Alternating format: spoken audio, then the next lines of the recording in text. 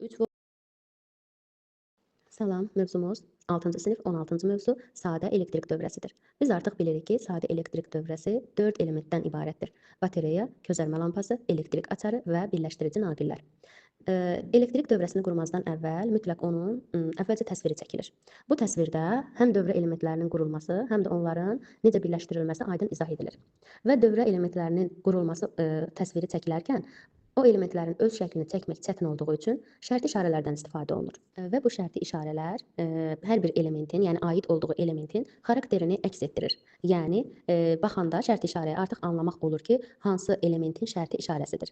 Belə izah edək ki, məsələn, közərmə lampasının şərti işarəsi içərisində çarpaz xətti olan dairədir. Dairə lampanı, içərisindəki çarpaz xətt isə ətrafa yayılan işıq şüalarını əks etdirir. Cərəyan mənbəyində olan iki müxtəlif uzunluqda paralel xəttlər qütblərdən birinin müsbət, birinin mənfi olduğunu izah edir. Ən sadə təsvir isə düz xəttlə işarə olunur. Bu şərti işarə isə naqillə aiddir. Birləşdirici naqillər təsvir çəkəndə düz xəttlə işarə olunur. Açar isə sxemdə göstərildiyi kimi. Yəni təsvir edilir, orada onun birləşmə, ayrılma nöqtələri qeyd olunur. Elektrik nədir? Elektrik yüklərinin varlığı, qarşılıqlı təsiri və hərəkəti ilə şərtləndirilmiş hadisələr cəmidir. Nə oldu?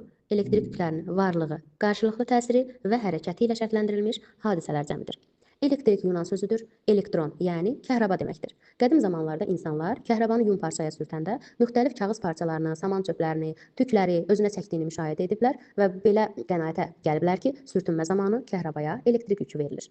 Elektrik açarı qapanmış vəziyyətə gətirildikdə batereya qütbləri arasında potensiallar fərqi elektrik cərəyanının batereyanın müsbət qütbündən mənfi qütbünə közərmə lampasından və elektrik açarından keçməklə hərəkət etməyə məcbur edir və bu zaman közərmə lampası işıqlanır, amma çox zəif, hiss edilməyəcək dərəcədə işıqlanır. Ona görə ki, bir batereyanın gücü elektrik lampasını işıqlandırmaya bəs etmir. Çünki bir batereyanın gücü 1,5 volt gərginliyə bərabərdir.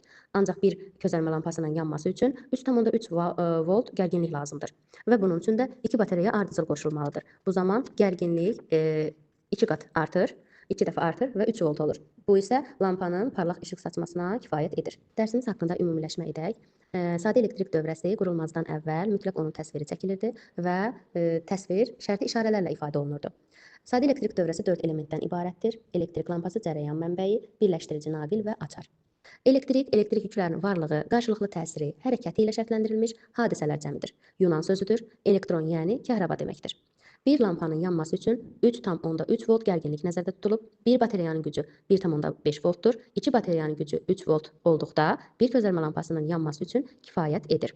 Elektrik açarı qapanmış vəziyyətdə olduqda közərmə lampası işıqlanır.